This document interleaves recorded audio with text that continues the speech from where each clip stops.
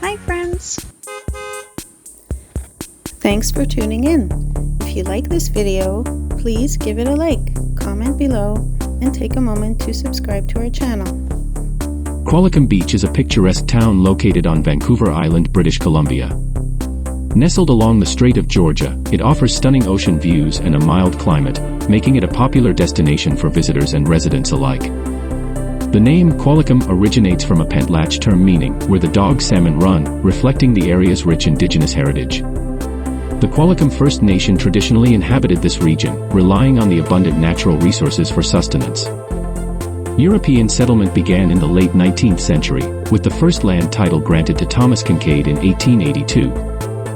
The arrival of the ENN Railway in 1914 spurred development, leading to the establishment of the Qualicum Beach Hotel and the Memorial Golf Course.